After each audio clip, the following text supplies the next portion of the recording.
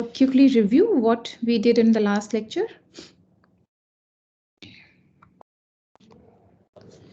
So we obtained the Gaussian quadrature formula for integrating the function fx over the interval -1 to 1, right? So the idea was that, okay, suppose we want to get the formula for this integration, that is the integration rule, which we are getting it in this form. So what was the idea of the Gaussian quadrature? That rather than fixing these nodes xi's, you can set them free and you can determine these nodes. So let's say we have I is running from 0 to n. So you have n plus 1 nodes and then n plus 1 weights.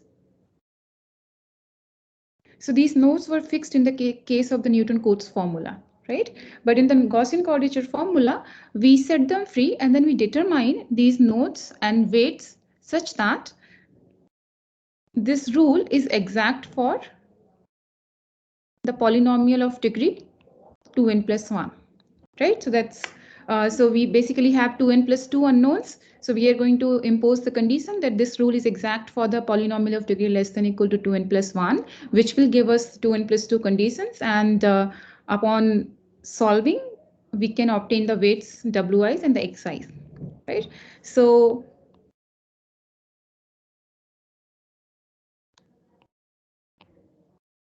we considered two cases. We obtained the explicit form of these formulas when we have n is equal to 0, that is 1-point Gaussian quadrature formulas, which is given by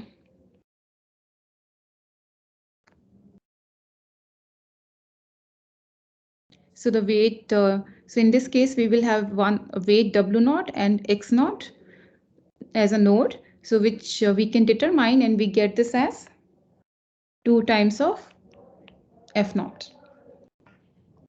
Right? So this rule is exact for polynomial of degree less than equal to 1. Right? And we also obtained the 2-point Gaussian quadrature formula, which was the case for n equal to 1.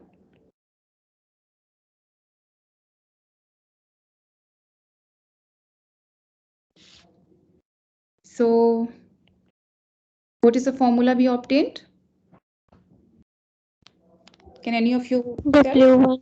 W1 W0 if x0 plus W1 if x1.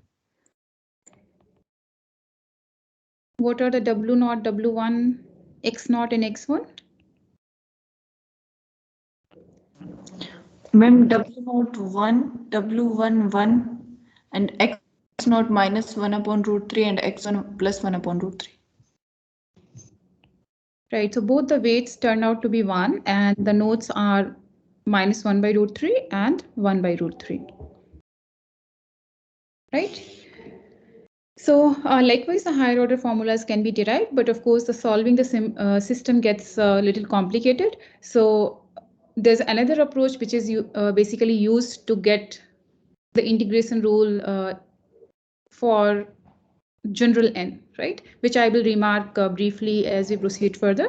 But for now, if you focus that we have been focused here, I've considered this region of integration as -1 to 1. Right, but in general, you might have to find the value of the integral for any interval AB.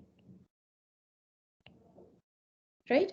So if I have any general interval AB, how these formulas will be used? So let's try to see that.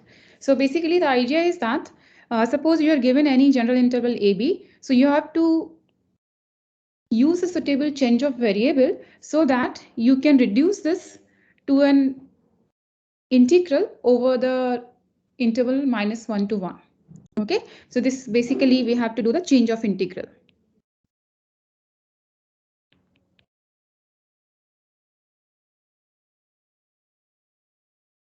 So what do we want? We want the interval AB, we want to transform it to the interval -1 to 1. Right, we want to have the limits as -1 to 1. So we have to determine that what is the change of variable I should use for Z. right? So that if Z is any point here in the interval AB, I should get a point corresponding to this in the interval -1 to 1, right? So how do we find this transformation? So you can simply use the affine mapping. So Z will be of this form, say some alpha x plus beta, where alpha is like translation and the rotations, right? That's the only possibility you can have from one interval to another interval.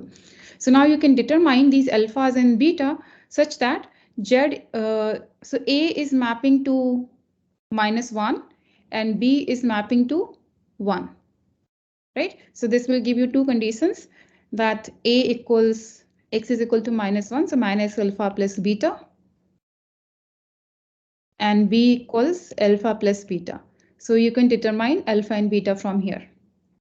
So we will get this as alpha is B minus A divided by 2 and beta as A plus B by 2, right? So we have the transformation as Z equals B minus A divided by 2x plus A plus B by 2, right? You can check that this will map the interval AB to the interval -1 to 1. Okay, and we have to, since we are going to substitute in the integral, we will have this factor B minus A by 2 additional. So we will have B minus A by 2 times F B minus A by 2x plus A plus B by 2, right? So this integral is the same as this integral using this change of variable. So what we have got that the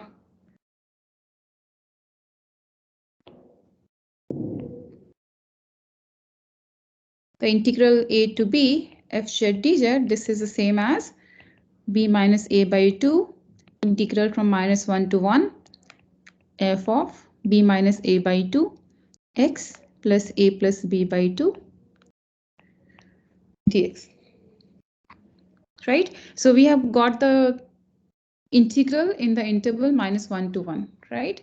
And we know the Gaussian quadrature nodes and the weights for the interval -1 to 1, right? So in you can just take gx as this function b minus a by 2 x plus a plus b by 2. So you will have the integration -1 to 1 gx dx. So using the, suppose if we apply the 2-point Gaussian quadrature rule, so this is going to be g at -1 by √3 plus g at 1 by √3, right? So we can substitute g as this function. So what do we get as an approximation here? Is it b minus a by 2? So let me write in the general form. So we will get this as summation I equals 1 to n wi f xi. Xi you will substitute with the g here. So basically we will have b minus a by 2 xi's plus a plus b by 2. Where these wi's and xi's, they are Gaussian nodes and weights.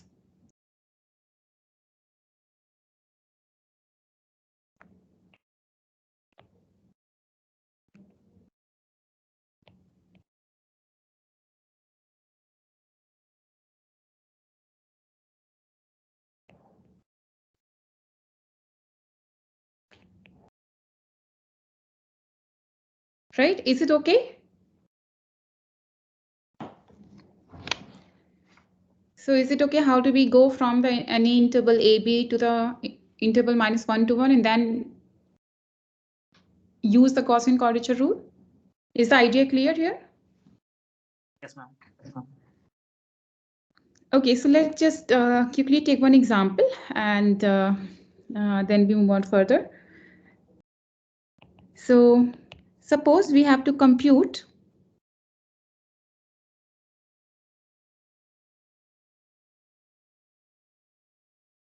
this integral, say -2 to 2 exponential of -a x by 2 over the interval minus 2 to 2. And then we have to use Gaussian 2-point formula.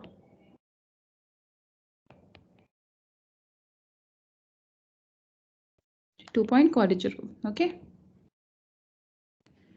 So the same thing what we have done here. So here you see that the interval of the integration is not minus 1 to 1, right? So we have to transform first into the interval of minus 1 to 1, and then we have to use the Gaussian quadrature. So we can directly use this formula which we have obtained here. So here a is minus 2, b is 2, and fx is exponential of minus x by 2. Right? So what we have obtained here, we have obtained that integral a to b fz dz. This is the same as b minus a by 2 integral from minus 1 to 1 f b minus a by 2 x plus a plus b by 2. Right? So let's substitute what a, b, and f here. So we have b minus a by 2. So this is going to give me the factor 2, and then minus 1 to 1 f b minus a by 2 is 2, and a plus b by 2, a plus b is 0. So we are going to get the factor 2x only. Right? So f of 2x is going to be exponential of minus x. And now I can apply the Gaussian quadrature rule. So its approximate value is going to be 2 times of w naught exponential of minus x naught plus w1 exponential of minus x1. So here w naught and w1 both are 1, and x naught is minus 1 by root 3, and x1 is 1 by root 3. So basically we have the approximation as exponential of minus 1 by root 3 plus exponential of 1 by root 3. Okay, so this is how you have to do apply the integration rule for any general interval AB. All right, so now I'll just quickly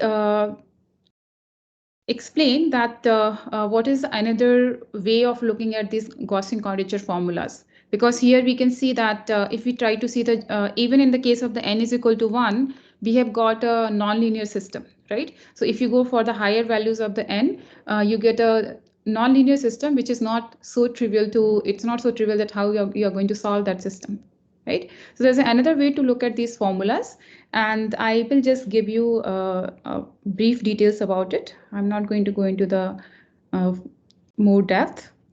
So this is another look at the Gaussian quadrature formulas.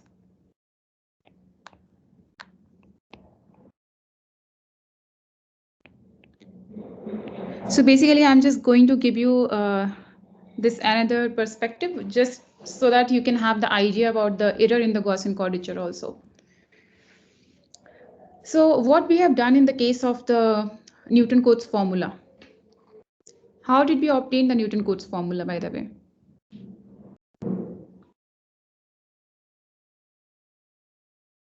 Like we obtained the trapezoidal rule, Simpson rule, right? So what did we do there to obtain those formulas?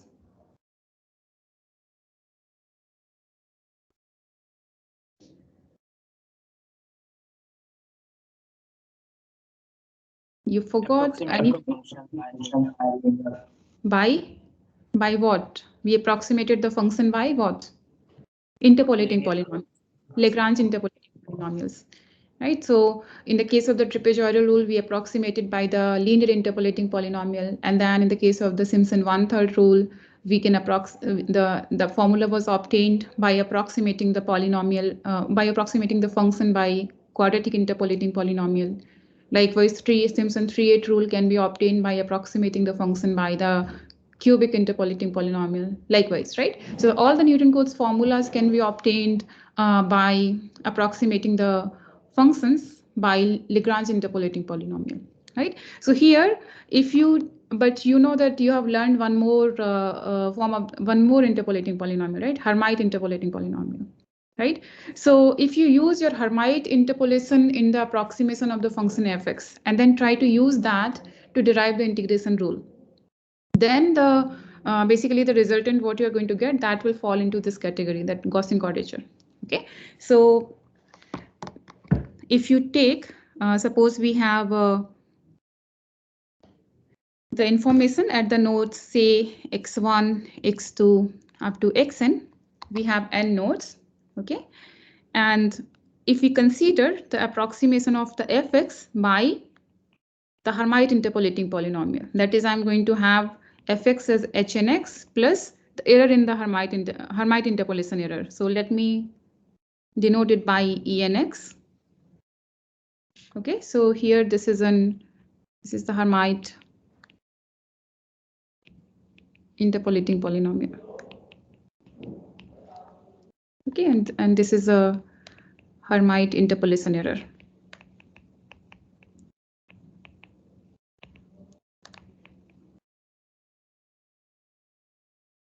Right, so then if you use this to find the approximate value of this integral, that is, you're going to integrate this Hermite interpolating polynomial and this. So basically, I'm saying that you have the approximation of fx by hnx with this error, right? So you're going to get the approximation of integration of the fx over the interval ab by this formula, right? And it can be shown that this is the same as what you obtained using the Gaussian, whatever we derive the nodes and the weights as Gaussian quadrature rule. That is, this is going to be the same as summation wi fxi I equals 1 to n, where wi and xi's are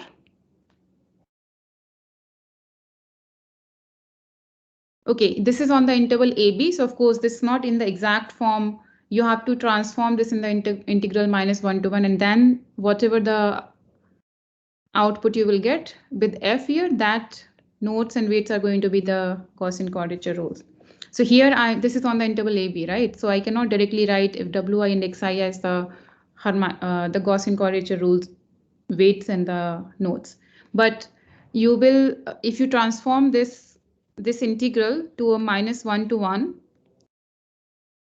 right? And then correspondingly, whatever the approximate value you will obtain, that formula will be nothing but the same what you will obtain using the Gaussian quadrature. Okay, so in a way, I meant to say that suppose I talk about the 2-point Gaussian quadrature rule. So we obtain this formula here, right? This is going to be the same as this formula for n is equal to 1.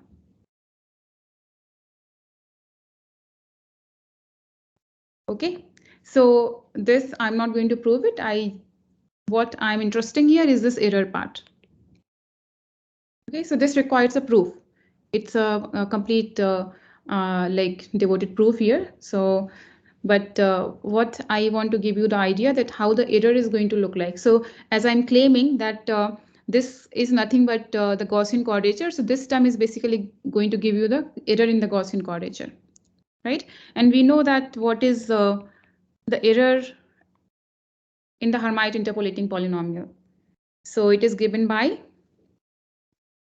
x minus x1 square, x minus x2 square up to x minus xn square divided difference of f with the nodes, repeated nodes, xn, xn, and x. Right, so this is a Hermite interpolation error.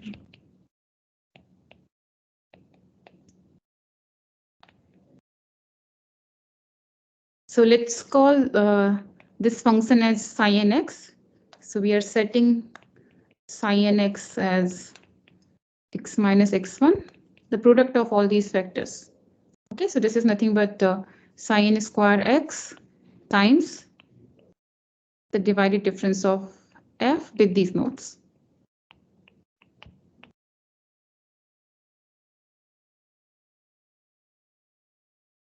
Right? So what is going to be the integration of this quantity? So it is going to be integral of a to b sine square x with this vector.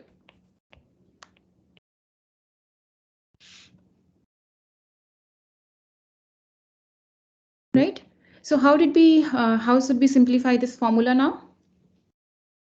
So what we have used before in case of the trapezoidal rule and the Simpson rule to simplify the error formulas.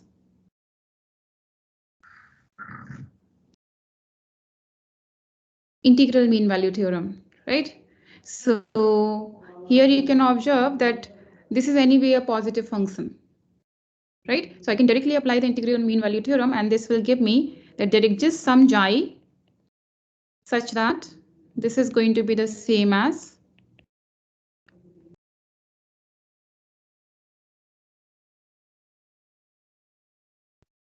this vector for some xi in the smallest interval containing all the xi's.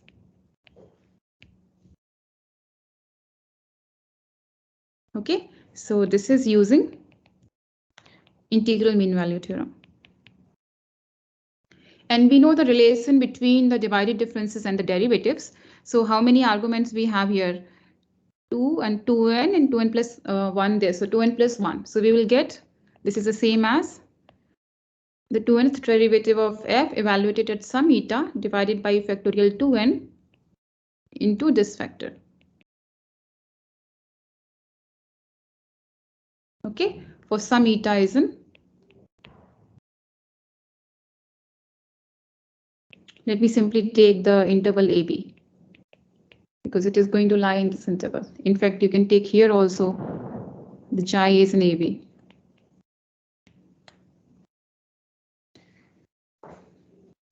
Okay, so this is a polynomial, so it can be simplified, but you can note from here that we are getting the 2nth derivative evaluation of the 2nth derivative of f at some point eta, right?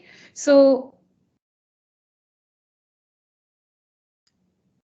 if you talk about this error, so this is going to be 0 for any f which is, so if f is a polynomial of degree, what degree it is going to be if this error is 0? Maximum degree we can have 2n minus 1. 2n minus 1. Minus 1, right? So you can clearly see that this rule is exact. This rule meaning the rule which we will obtain using this, and which I'm claiming is the same as the Gaussian quadrature rule with these nodes which we have here, x1 up to x, and that is n nodes. So this rule is, so this rule meaning the rule in 1 is exact for polynomials of degree less than equal to 2n minus 1. Right? And that is what you expect from the Gaussian quadrature also, because you can see that I'm having n nodes and n weights, right? So total number of unknowns are 2n. So you will be able to determine these 2n unknowns by imposing the condition that the rule is exact for the polynomial of degree 2n minus 1. Okay. Initially, when we derived this formula, I started with the 0. Okay, so that's why it was 2n plus 1 in this case. All right, so it depends that how many nodes and weights you will have, and accordingly the indices will vary.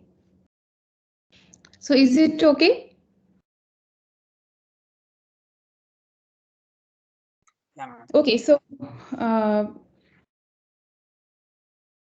now we have what we have discussed basically so far, that we used the interpolating polynomials to obtain the approximate value of the integrals, right? Now we can ask a similar question with the differentiation, right? So one application of these integration rules, you can see it as so what if you try to observe any of these rules? So we have obtained in this form. So you have to suppose we have to integrate the function fx on the interval ab, and we obtained the approximated value as, so wi's are some known weights and then the xi's are some nodes, right? So to integrate the function explicitly, you have to know the explicit function expression on the whole interval ab, right? But if you try to observe this formula, you just need the evaluation of that is you just need the value of the f at the finite number of points xi's, right? So you don't need the explicit nature of the function f. Even if you know the f at the xi's, that will suffice you to find the approximate value of this integral, right? So that's one major advantage of using this integration rule. And I mean, it's not just one advantage. I mean, as you will go to the numerical methods, you see the other advantages of this method. But one advantage which is direct by seeing the formula is this, that you don't have to really know the explicit nature of the function f to find its approximate value. Even if you know the f at some set of points, you can use the integration rules to find the approximate value of the integrals. All right, so now let's talk about the approximation of the derivatives. Okay, that is numerical differentiation.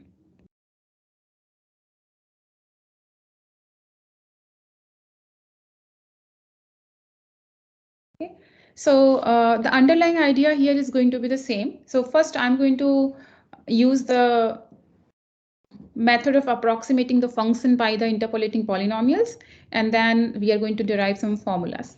Okay.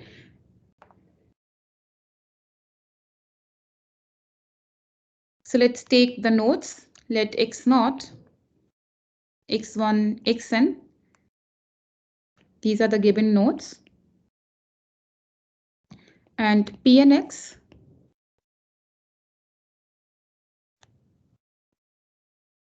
is the interpolating polynomial of fx at these nodes. And p and x interpolate fx at these nodes.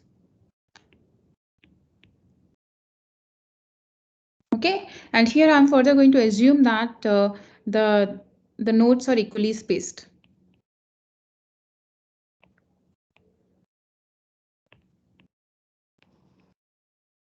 That is, we are going to have that any xj is going to be x0 plus jh, where j is varying from 0 up to n. All right. So we have the approximation of the function f by the interpolating polynomial p and x, which is nothing but, I can write it, so I'm just writing the Lagrange form of it. So this is j equals 0 to n. F evaluated at xj and ljx, right? Where lj's are the Lagrange basis polynomials, which is given by this. So it is product of all x minus all the factors x minus xi's except the factor x minus xj. So I is varying from 0 to n, and I is not equal to j. And we will have the division with this product with all the factors except the, so xj minus xi. So we will miss xj there. Okay, and this is for each j varying from 0 up to n. All right, so if we set, again we have defined the psi n x function before also, the product of all x minus xi's. Then I can write my ljx as psi n x divided by x minus xj. So this is the denominator, this is the numerator, and the denominator is going to be sin prime evaluated at xj. Okay.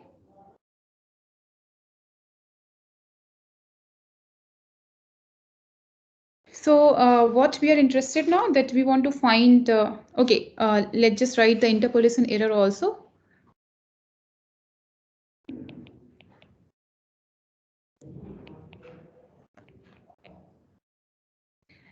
And we have seen that it's easier to work with the divided differences when it comes to the error. So I'm just considering the error in the form of the divided, the Newton's divided differences. So this is going to be psi nx times the divided difference of f with these arguments.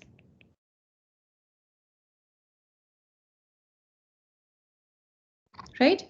So now let's come to the point of finding the approximation of the derivatives. Right? So it's simple, right? If fx is pnx is the approximation of the fx, one can simply take its derivative and consider it as an approximation of the f prime x, right? That is,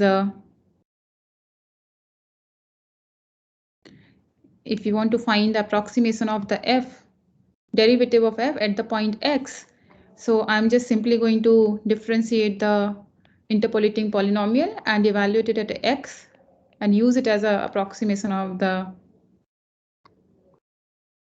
derivative of f, right? So which in this case we have the pnx as this. So this is going to be summation j equals 0 to n f of xj lj prime of x. Okay, and let me denote it by, let me use this notation.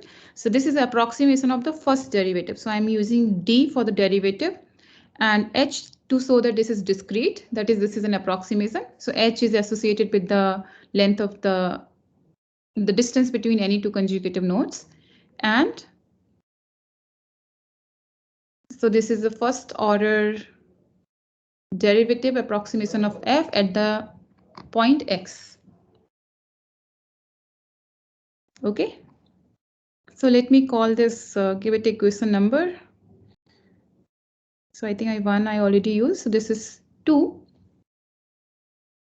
And let's also try to see what is going to be the error in this approximation. That is, if we approximate f prime x by this quantity which we called dhfx.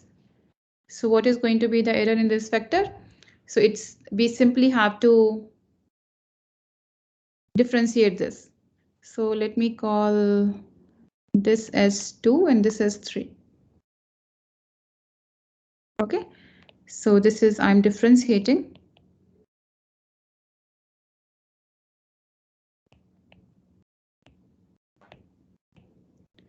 So we will obtain this as sin prime x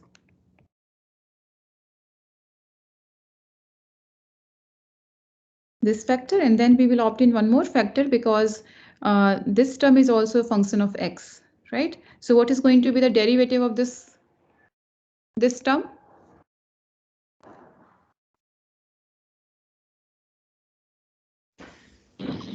One more x will be there, ma'am.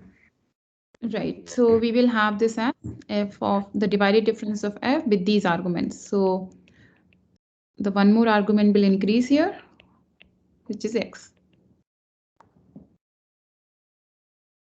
Okay, so again, we use the relation between the divided differences and the derivatives. So this is going to be the same as sin prime x. So here you can see we have n plus 1 and 1, n plus 2 arguments.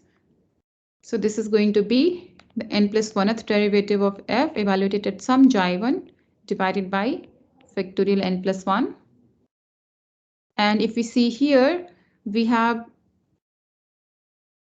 n plus 1, 2, 3, n plus 3 arguments, right? So we will get this as sin x times n plus 2 derivative of the f evaluated at some j2 divided by factorial n plus 2, where xi1 and xi2 belongs to the smallest interval containing all the xi's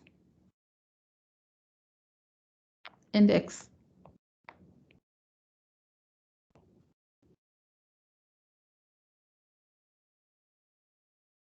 Okay, so let's give it a equation number. This is as 4.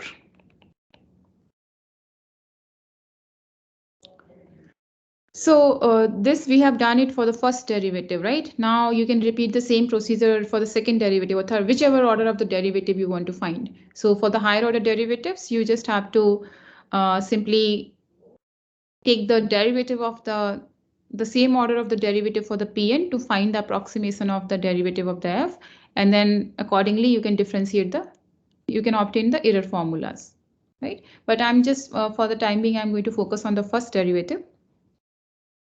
So here what we have that the nodes are equally spaced, right? So you can see that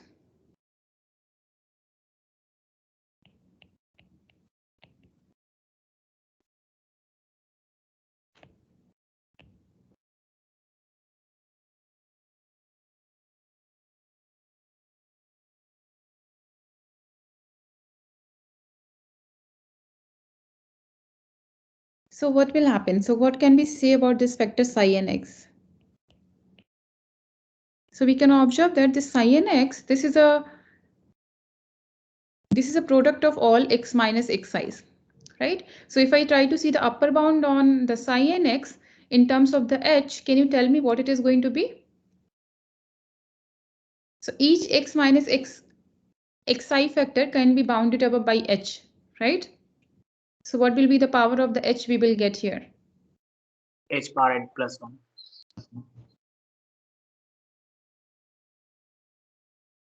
Sorry, I think I committed a mistake here. I should have started with the x minus x0, right?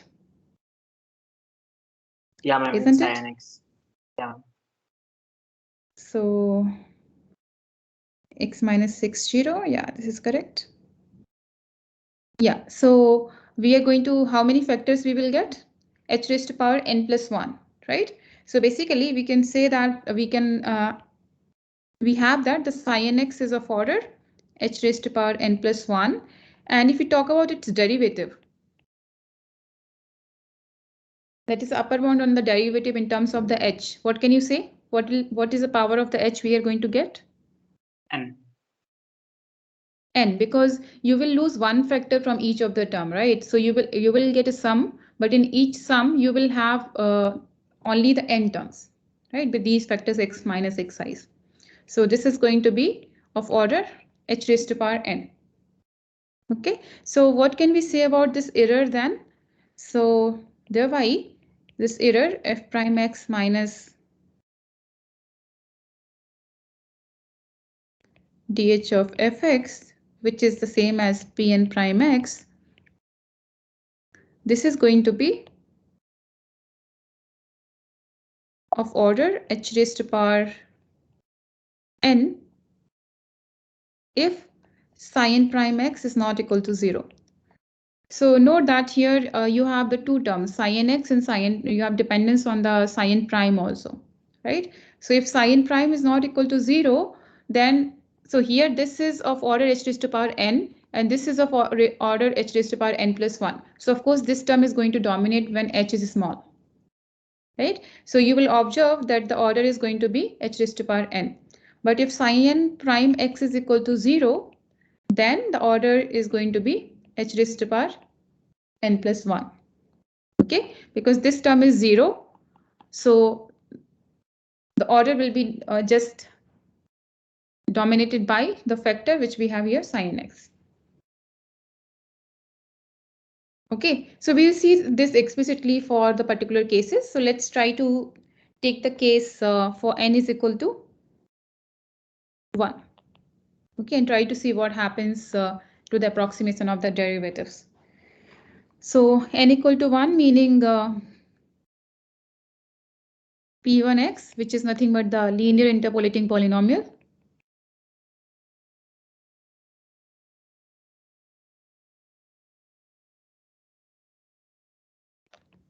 with this data.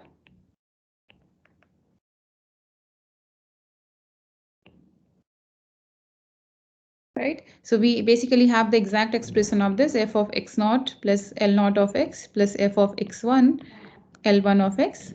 So what I'm going to get this as an approximation of the f prime. So this is going to be the f of x naught L naught prime x plus f of x1 L1 prime x. And you can simplify this because these are the linear polynomials. So upon simplifying, what you will get as the rule is, so this is going to be, so let me write here itself. So you will get f of x naught divided by x naught minus x1 plus f of x1 divided by x1 minus x naught, right? So here, let me choose x. And then, so because you know the derivative is going to depend on the points, right? It's not the global thing as in the case of the integration. So here we are talking about the differentiability at the point. So let's take the point at to be. So we have 2 points here, x0 and x1, right? So I'm going to see the approximation of the derivative at the first at the point x0 first. Okay. So what I get the rule as f of x0. So this is going to be minus h and this is going to be h. So I have the rule as f of x1 minus f of x0 divided by h. Okay. So since I'm just writing the approximation at x0, so let me just write everything in terms of the x0. So this is x0 plus h minus f of x0 divided by h. And let me denote this with the same notation, dhf, and this is a approximation of the derivative at x0. Okay. Now, what is a error? Let's try to understand the. So we got. So for that we have to realize what is a psi n, which is psi 1 here. So psi 1 x here is x minus x naught into x minus x1. Right? So we can observe what is happening to the error, that is f prime x minus x naught. So dh f at x naught. So this is going to be, so I'm going to use this formula 4 here. So we need psi n prime of x naught and psi n at x naught. So if you observe, psi 1 at x naught is 0. Right? So this second term will not contribute because I'm computing the error at the explicit point x naught. So we will have psi n prime at x naught, which can be explicitly found. Right? So what we get basically, psi upon differentiating psi 1 and substituting x is equal to x naught, I will get this factor as h. And then we have f double prime at xi divided by factorial 2. So I will get h by 2. Right? And xi here belongs to, it lies between x naught and x1.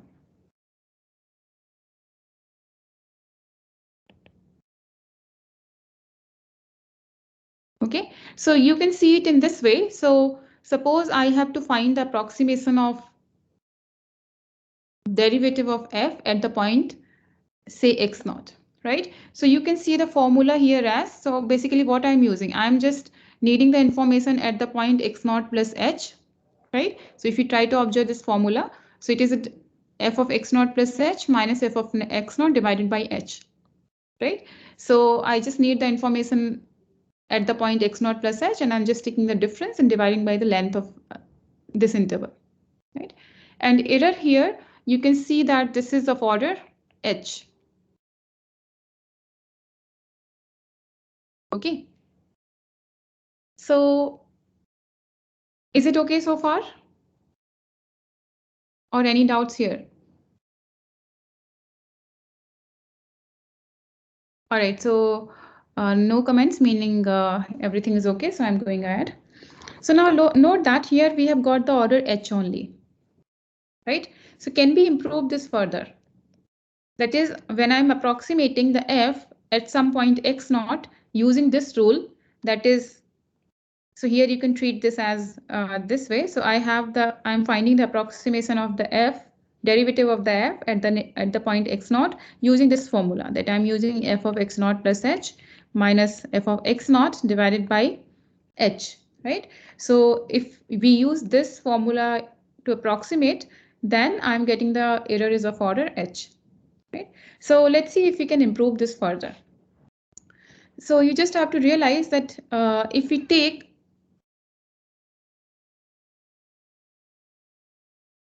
so let's take X is equal to M. That is, I'm trying to find the approximate value of the derivative at the midpoint. So we have X naught plus H, which is nothing but X1, and I'm taking the midpoint, okay, which is X naught plus X1 by 2. So let's try to find the derivative approximation of the F prime of M. So again, use the same rule. Okay, so you will get the same formula, because note that this is a linear polynomial. So it's a derivative is a constant, right? So this will not change. It's the same formula, we get it. F of X1 minus F of X naught divided by H. Right? So we have this distance is H, and let me call this as delta. So this is both are going to be same. So let me call delta. So delta is H by 2. So again, since I'm finding the approximation of derivative of F at the point M, so I would like to write everything in terms of the M. So this is the same as, I can write this as X1 is nothing but, I can write in terms of M. So this is going to be M plus delta, right? Minus X naught is going to be M minus delta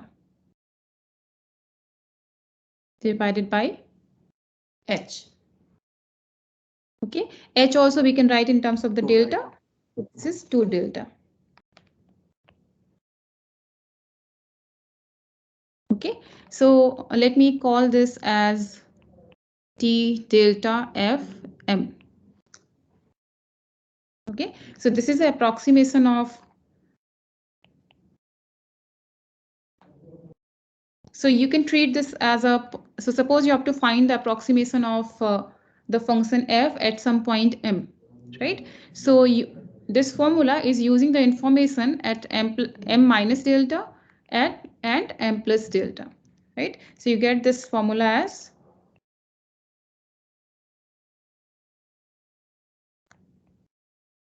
this, right? Now let's try to observe the error in this approximation. So again, I'm using 4.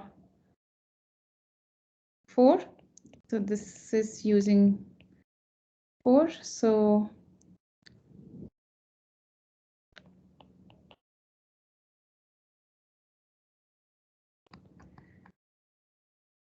what do we have as the error in this approximation? That is, if we consider this, try to observe that psi n prime at M is going to be 0. So here we have psi 1. So you can observe that psi 1 prime at M, this is equal to 0. Okay, so you can simply differentiate, psi 1 is here. Okay, you differentiate this and substitute X is equal to M. So you will observe that it is going to be 0, because psi 1 prime X is nothing but X minus X0 plus X minus X1. All right, so basically this is 2X minus X naught minus X1. So if you take X as the midpoint, that is X naught plus X1 by 2, this psi 1 prime is going to be 0. Okay, so therefore the error contribution will be coming from this term. Okay, that is corresponding to this term. So we have n is equal to 1 So this is going to contribute to the third derivative here, and then we will have psi n evaluated at m. So we can compute explicitly what is psi n evaluated at m. So psi n is this, you substitute x is equal to m here. So upon simplifying, what do we get is that delta square minus delta square, and this I will get as a third derivative at some xi2 divided by factorial 3, so I will get 6.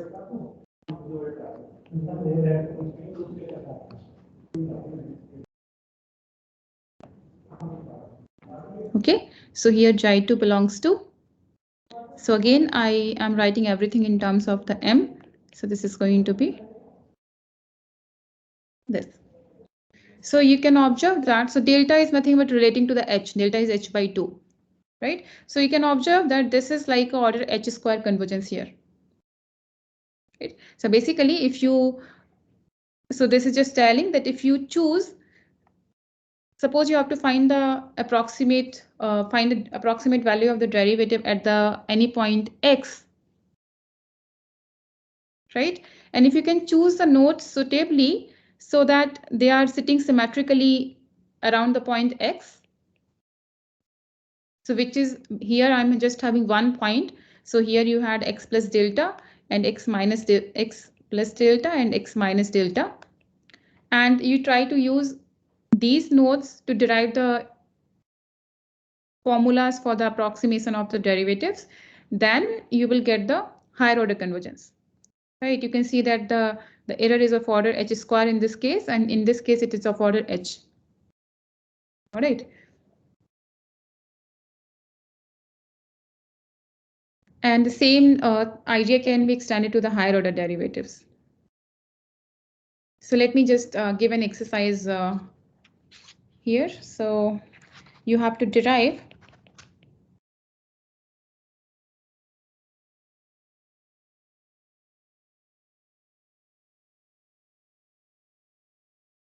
okay, so another thing, first you derive that f prime at x naught, if you use the quadratic polynomial in the approximation,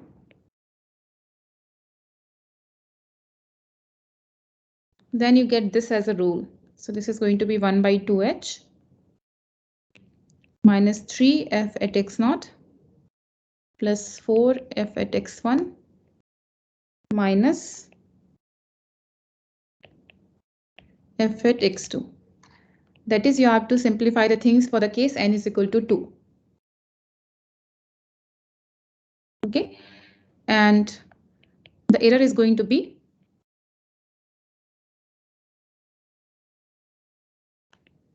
h square by 3, the third derivative of f at some xi, so which in our formula, which is 4, if you use that, it is going to be xi1, where xi1 lies between x2 and x0. So let me write xi itself.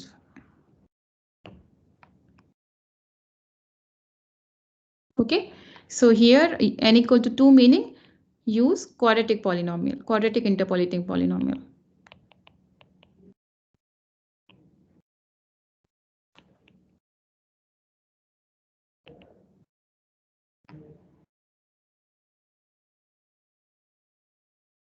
So is it okay? Are you clear with what you have to do here?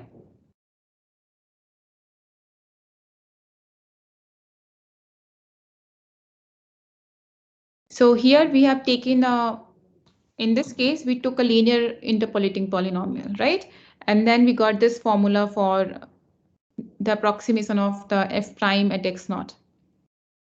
So instead, you have to take a p2x, which is a quadratic interpolating polynomial, and then you just have to differentiate it, evaluate it x naught. That will give you this rule, and then you have to observe the correspondingly what is happening to the error in this rule, which is again you can obtain by using the interpolation error.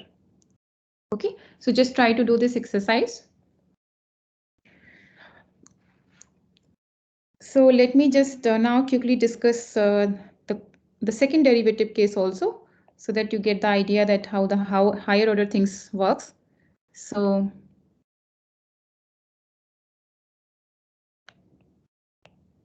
I'm just going to consider the second derivative of f, right?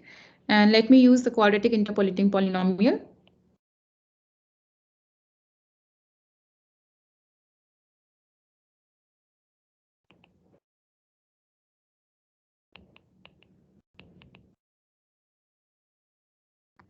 So its approximation is given by P2 double prime of x. So now P2x is explicitly known to us. So this is L0x f of x naught plus L1x f of x1 plus L2x f of x2. So let me write explicit expression of these. So L0 x is going to be x minus x1, x minus x2 divided by x0 minus x1, x0 minus x2. L1x is going to be x minus x0, x minus x2 divided by x1 minus x0, x1 minus x2. And L2x is going to be x minus x0, x minus x1 divided by x2 minus x0, x2 minus x1. Okay. So if you'll find the second derivative of this P2, so which basically amounts to find the second derivatives of the LIs, right? L0x, L1x, and L2x. So let me write directly.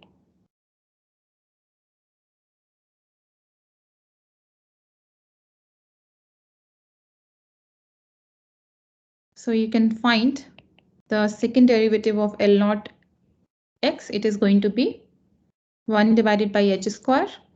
And if you find the second derivative of L1, this is going to be 2 divided by h square. And if you find the second derivative of L2, this is again going to be 1 divided by h square. Okay, so we have 3 points, x0, x1, x2. So if I use this formula to find the approximation of the f double prime, let's take this point. So let's call it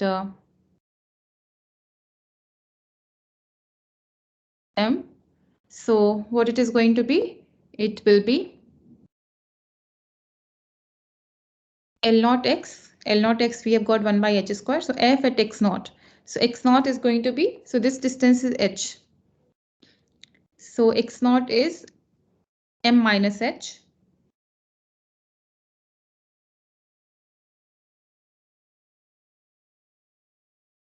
Okay, here I'm missing minus sign here. So this is minus 2 by h square. Okay, and 1 by h square factor I'm keeping because it is coming in each of the terms. So I'm keeping in each of the term here. And then with the f of x1, x1 is m. So this is going to be minus 2 times of f of m plus f of x2. x2 is m plus h. So let me write m plus h. Okay. So, and likewise, you can write down the interpolation error and differentiate it and find the what is how the error in this approximation is going to behave. So that all will follow with the same steps as we have done before. Okay. Now I just wanted to show you this formula because I'm just going to obtain the same formula using another method. So I'm going to explain you that how can you obtain these formulas which we are using. Basically, we are obtaining by differentiating the interpolating polynomial. We can obtain the same formulas by this method, which is a method of undetermined coefficients. So we have already seen the method of undetermined coefficients in the case of the integration rules. Right, so this is for the differentiation rules.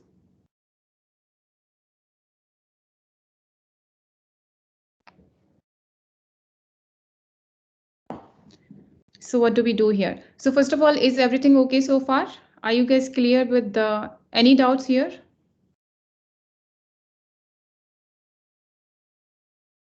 See, if you have any queries, it's always get it cleared immediately so that, you know, when you read further,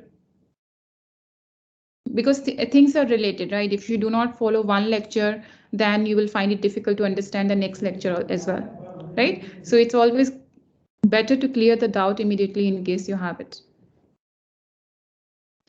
All right, so moving on. So let's talk about what do we do in this method? So here, whatever we have seen so far in the numerical differentiation part, we have been using the interpolating polynomial, differentiating it, and that's how we have been deriving the formulas, right? But here, as you can see, there'll be some coefficients which are going to be undetermined and which we have to determine by some way. Right? So I'm just going to explain it by one example. So consider that we have to find the approximation of the second derivative of f, which is I'm denoting by dh2. 2 is for the second derivative of f at the point x. Okay, and I want to have the rule in this form: a times f of x plus h plus b times f of x plus c times f of x minus h. Okay, where a, b, and c, they are at this point they are unknown, and we have to determine them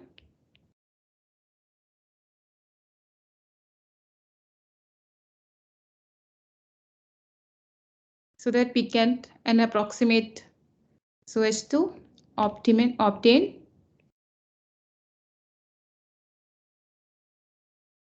the approximation of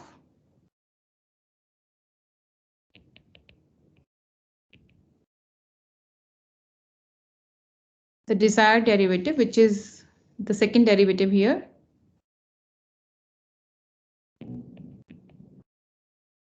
as close as possible.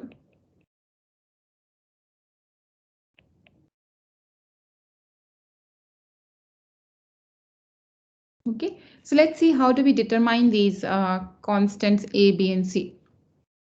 So these formulas, as I said that all the formulas so far we have seen, they are using the direct differentiation of the interpolating polynomial.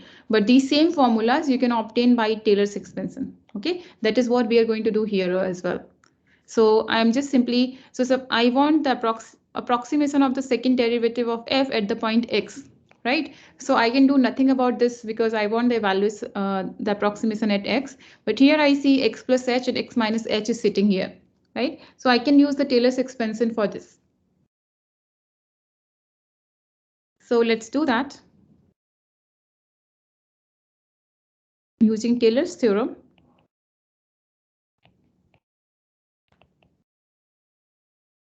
What do we get? We have the expansion of f of x plus h as f of x plus h times f prime x plus h squared by 2 f double prime x, because I want the approximation of the f double prime. So I'm having this term here, and next term I will have it as f triple prime x. Now note that I'm not ending here. I'm still writing this f triple prime of the x, and then I will write the remainder term as this: h raised to power 4 divided by factorial 4, which is 24, the fourth derivative of f at some j, where j lies between,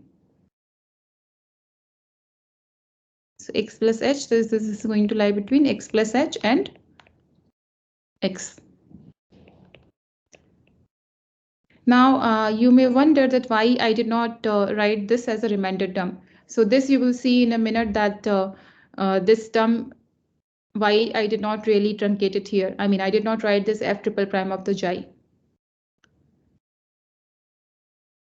So let's write down what is f of x minus h. So it will be the same formula. So let's write it down. H replaced with minus h, right? So f of x minus h, this is going to be f of x minus h times f prime x plus h squared by 2 f double prime x minus h cubed divided by 6 f triple prime x plus h raised to power 4 divided by 24 fourth derivative of f at some. So let me take a different notation here, xi plus. So this is xi plus and xi minus, where xi minus lies between x minus h and x.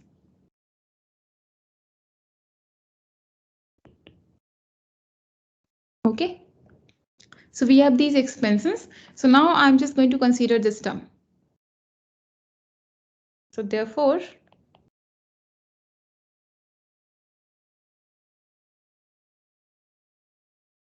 what do we have? This term f of x plus h plus b times fx plus c times f of x minus h. This is going to be. So I'm just substituting here and then I'm just arranging the terms with each of these factors. So we will have fx coming from the first term as well, and then we have fx here as well, and fx will be coming from the third term as well. So we will have a plus b plus c times f of x, and then let's see what is happening with the f prime of x. So with f prime of x, I will get it as, so f prime will be coming only in the first and the third term. So we will get a minus c. So let h, I'm taking it out. So we'll get a minus c. And let's talk about the f double prime. So f double prime is also coming in the first and the third term. So we'll get h squared by 2 f double prime x and a plus c plus h cubed divided by 6 a minus c times the third derivative of f, and the last term is going to be h raised to power 4 divided by 24 a times fourth derivative of f at xi plus c times fourth derivative of f at xi minus.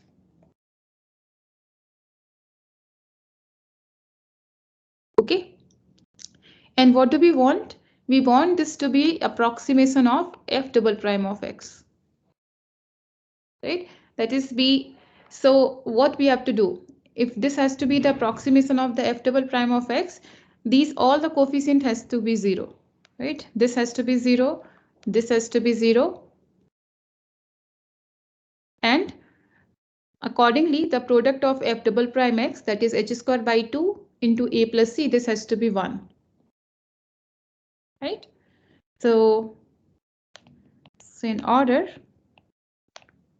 for this to be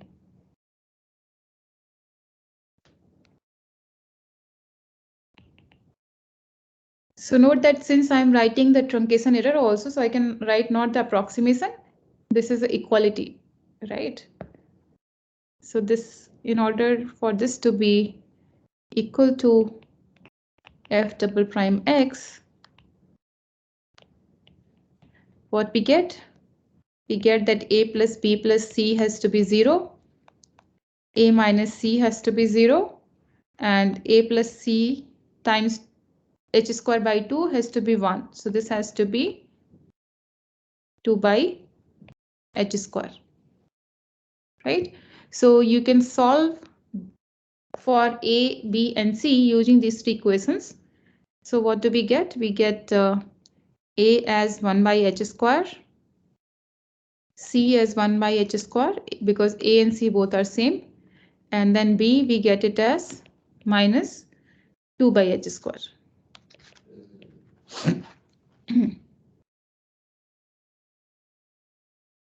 So therefore, what is the formula we obtained? So we call it as d2h. So d2h fx, this is nothing but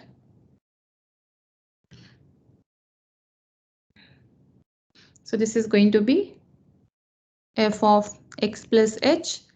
So I'm taking out the 1 by h square factor. So we get minus 2 times of fx plus f of x minus h, and 1 by h square is coming in each of the term. Okay, so you can see that this is the same rule which we have obtained here, right? But the computations which you will be doing here, I mean, if you extend this idea for the higher order derivatives also, the computations which you will be doing in manually computing the derivatives of the polynomials, that is much more clumsy than just directly using these method of the, I mean, directly using the Taylor's expansion. Okay, and in fact, we got the idea about the error also. So note that we have got that a and c both are the same, right? So eventually this term is 0, right? So basically we are able to get the in the error, we are basically getting a higher order here, h raised to power 4. Okay, so if we would have truncated in this term itself, we would have missed this thing, right? Suppose you would have designed this method and the error term you would have realized this as a third order, but if you go to the computer and then try to implement this method, you will see that this is having a better error than the third order, right? So the immediate realization you have to make that the coefficient which you will get for this term, because you are having the x plus h and x minus h. So wherever you will have the odd power coming, so that there will be cancellation happening for that term, right? So in a way, this h cube term, this term is getting cancelled, right, from both the contributions. So, and this term is contributing to the error term. So we have the error term as,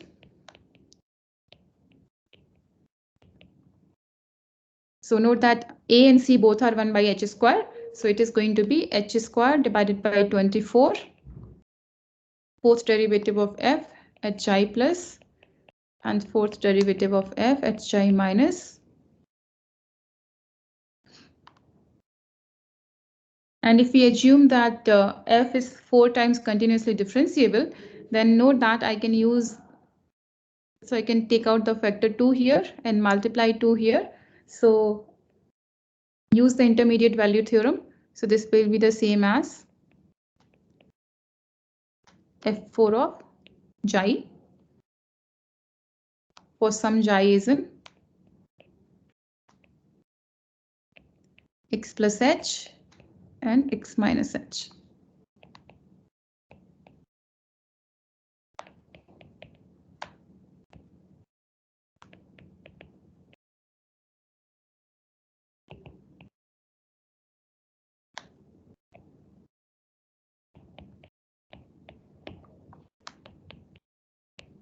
So we have used the intermediate value theorem.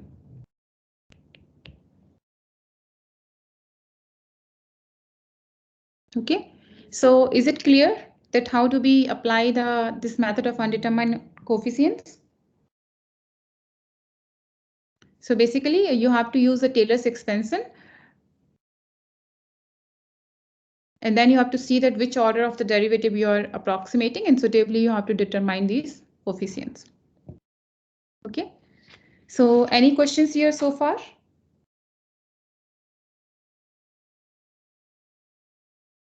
So you will realize that these formulas, that is these numerical differentiation formulas which we have just obtained, they can be used in determining the numerical methods for the ordinary differential equations and PDEs. So we will see at least the ODE part.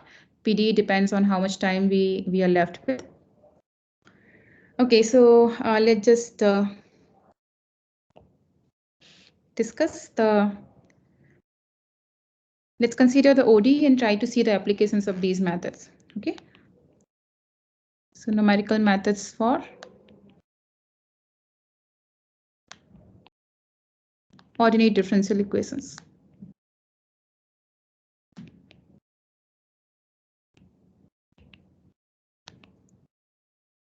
So I'm going to use the shorthand notation as ODE for the ordinary differential equation.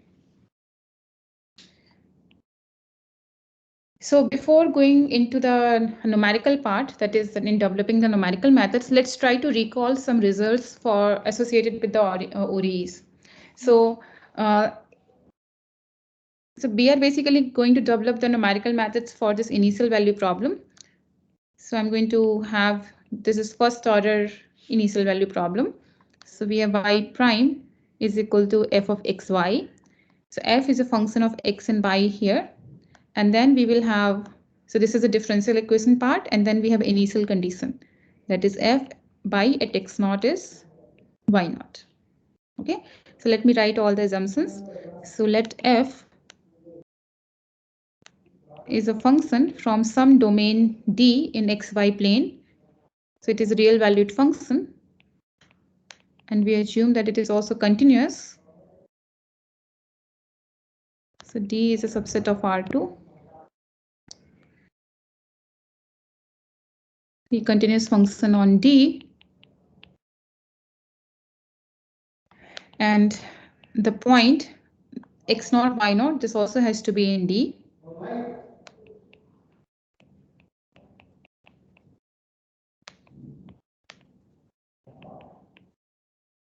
Okay, and then what we are going to consider is this initial value problem.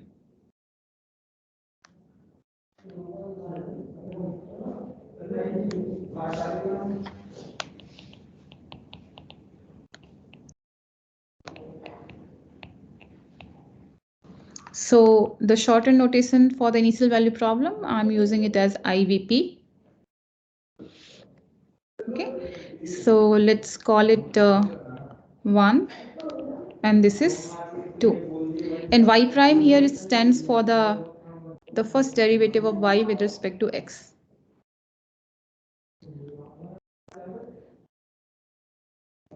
Okay. So first of all, how do we understand the solution of this this initial value problem? When do we say that a function y is going to be the solution of this initial value problem? If it satisfies one and two both. Yes, but before that, you have to have some requirement, like it has to be a continuous function or differentiable function, or something has to be there, right? So if you say something y which is going to satisfy 1, first of all, it has to be a differentiable function, right? So, Ma'am, not needed. sorry.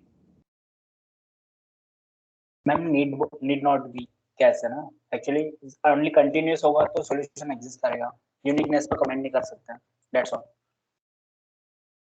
Yes, so for the, you have this, which is the theorem you have for the existence and uniqueness? No, here Yeah. I'm talking about the solution y, not on the requirement on the f.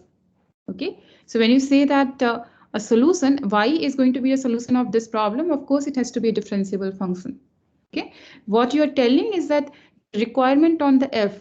So if you have f to be continuous, then you have that this IVP will have a unique, you have a existence of the solution of this initial value problem. Okay, but if you want to have the uniqueness of the solution, you require some more conditions other than the continuity on the function f. All right, so I'm not talking about the existence uniqueness part. I'm first talking about that how do we understand the solution of this this initial value problem. Say I'm calling that y is a solution of this initial value problem, then what properties y has to have? So that's what we are talking about. Okay, so let's write it down. A function yx, this is a solution of this initial value problem, which first is the differential equation part, and 2 denotes the initial conditions. On the interval, say AB, if for all x is in AB, y prime x exists, that is the function y is a differentiable function, and y has to satisfy the differential equation 1 and 2.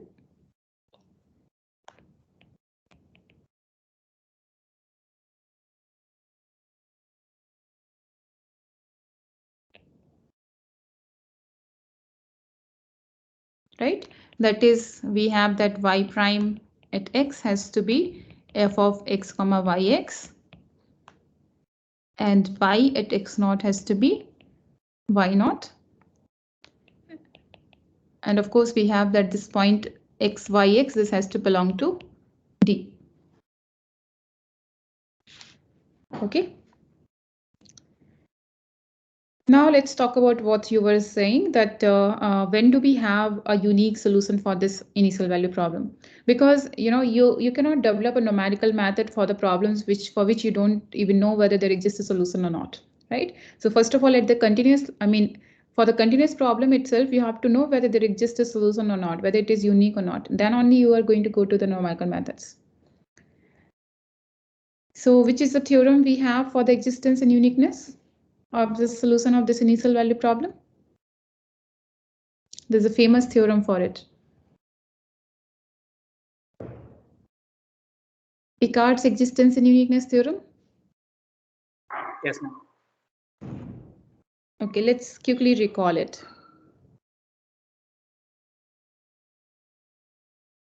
So this is about the existence and uniqueness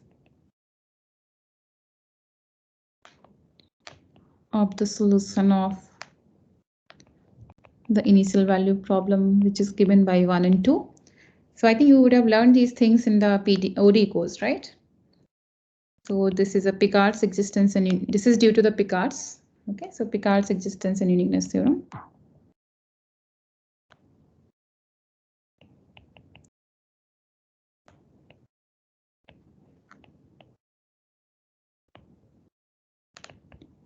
Can anybody recall what is this? What are the requirements we have to have for this initial value problem to have the unique solution?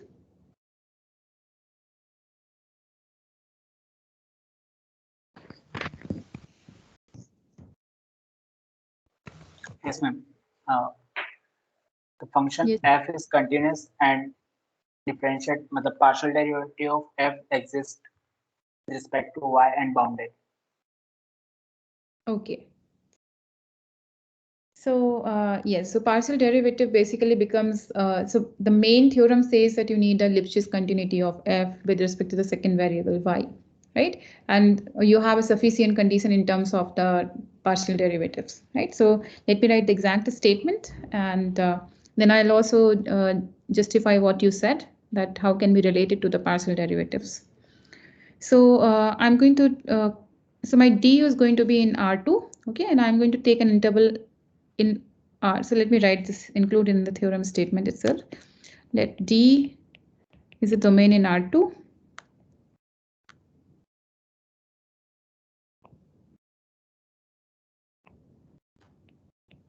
And I is some interval, let's call it AB. Okay.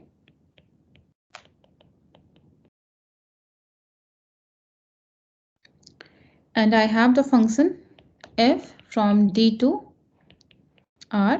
This is a continuous function. And we have the initial point x naught, y naught. This has to be in the D. So I'm choosing this point such that, so let me write from here itself. So this point x naught, y naught. So D is some domain. Let me draw also here. So D is some domain in R2. Okay, so let's say this is D.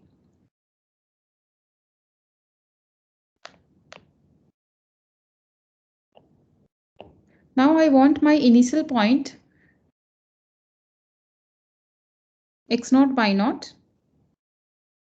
This is such that if we consider this rectangle, so let me denote this rectangle R, and it is defined as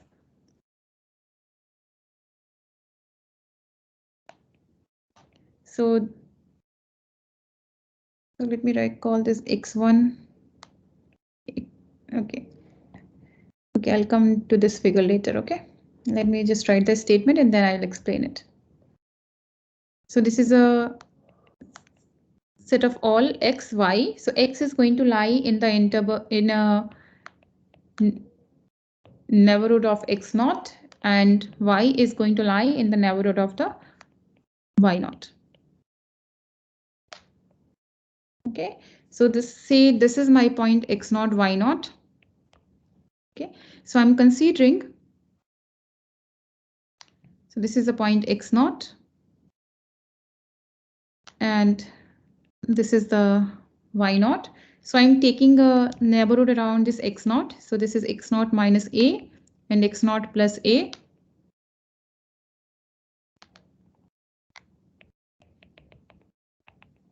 And then I'm taking a neighborhood around this y naught.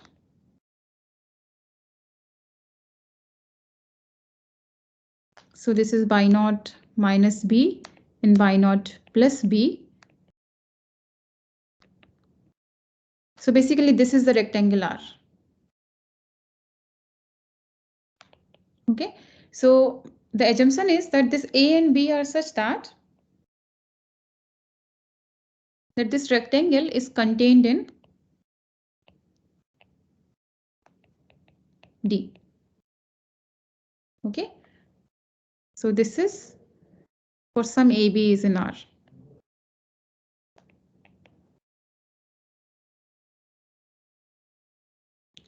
All right, so you have to choose. For example, you can see the x naught minus, if with my choice of the x naught minus a, it is going out here, right? So you have to choose it in such a way that this lies completely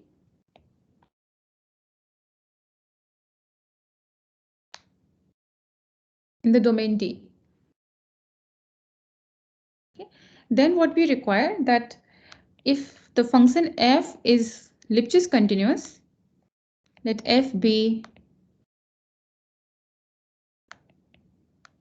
Lipschitz continuous with respect to the variable y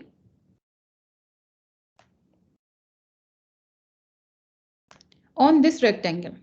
Okay, on this rectangle R, which means, what does it say? That is, there exists a constant, a positive constant, such that if we talk about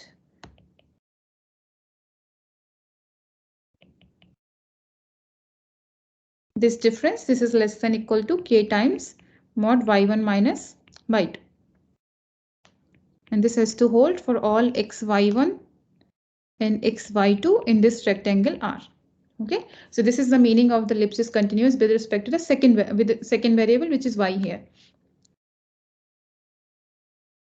All right, so if this holds, then the IVP, which is given by 1 plus 2, this has a unique solution. But where does this solution exist? So it is going to exist in a neighborhood of this x naught. So you will get, say, some delta neighborhood around this where the solution will exist, right? So what this delta is going to be, this solution, IVP 1 plus 2 has a unique solution on the interval x minus x naught is less than equal to delta, and delta here is going to be the minimum of a and b by m, where this m is nothing but the supremum of this function f over this rectangle R.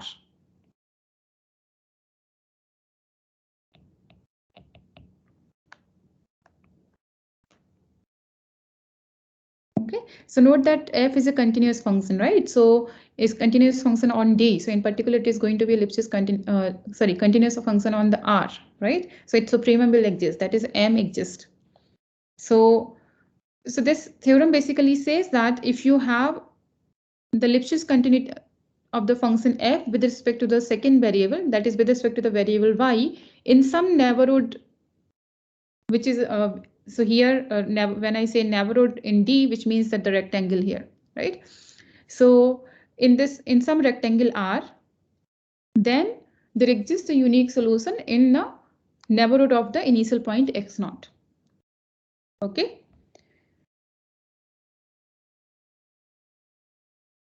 Okay, so it's over 5 now, so we have to stop. So if there are any questions, I will take it in the next class. So I'm stopping here. Thank you, ma'am. Yeah, thank you.